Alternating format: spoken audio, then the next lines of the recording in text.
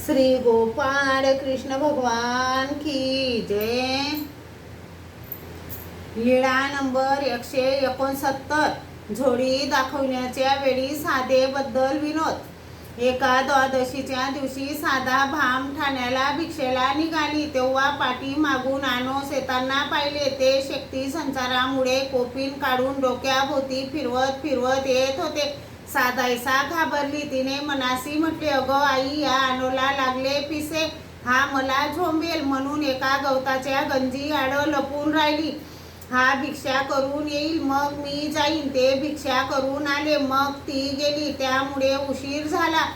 2-4 घराची भिक्षा केली। एका ब्राह्मणाकडे ताट मागितले, त्याने ताटात ताक, पाले भाजी वाढली, मग त्याच्याच ओसरीत बसून जेवली व उरलेली भिक्षा ठेवली। इकडे तेवढ्या वेळात सर्वज्ञांना दुपारचा पूजावसर झाला। जेवण झाले, गुन्हा केला, पानाचा विडा घेतला, थोडा वेळ विश्रांती केल्यानंतर उठून आसनावर बसलेले होते, तेव्हा साधा आली, झोळी खुंटीला अडकवली, मग सर्वज्ञांना दंडते घातले, श्रीचरणा लागली व जवळ बसली। सर्वज्ञांनी विचारले, हे काय साधे हो, आज आम्हाला झोळी का दाखवली नाही? यावर म्हटले, जीजी, ते झाले असे, आनोला लागले पिसे, तो कोपीन काढून डोक्याभोवती फिरवत फिरवत येत होता, त्याला पाहिले आणि मी घाबरली। हा मला झोंबेल म्हणून मी एका गवताच्या गंजी आड लपली। हा भिक्षा करून आला, मग मी भिक्षेला गेली, त्यामुळे उशीर झाला। मला भूक लागली, 2-4 घराची भिक्षा केली, मग एका ब्राह्मणाकडे ताट मागितले, त्याने ताटात ताक, पाले भाजी दिली, मी तेथे जेवण केले, तर ती उष्टी झोळी दाखवू नये म्हणून पलीकडे ठेवली आहे। सर्वज्ञांनी सांगितले, साधे हो, ते घर तर वाण्याचे होते, ब्राह्मणाचे नव्हते। नाही जी, त्या घरी तर तुळशीचे वृंदावन आहे। सर्वज्ञांनी सांगितले, वाण्याच्या घरीही वृंदावन असते का हो वानऱ्या, खरे आहे की नाही?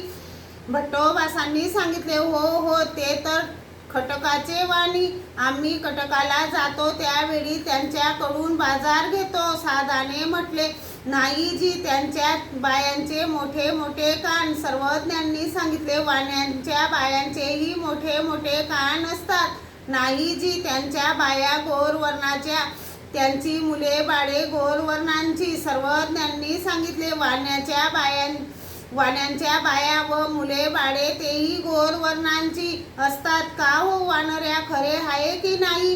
भट्टोबासांनी म्हटले, हो ना, खरंच ते तर कटकाचे वाणी। आणि साधा बिचारी गप्प राहिली। सर्वज्ञांनी सांगितले, साधे हो, समजा ते घर जर वाण्याचे असेल तर तुम्ही काय कराल? जीजी, तर मी सर्वज्ञांचे चरणोदक घेईन, मग माझे पोट पवित्र करीन। सर्वज्ञांनी सांगितले, साधे हो, ते घर वाण्याचे नव्हते हो, ते घर ब्राह्मणाचे, तुम्हाला आम्ही विनोदाने तसे म्हणत होतो हो जी, म्हणून श्रीचरणा लागली। श्री गोपाळ कृष्ण भगवान की जय।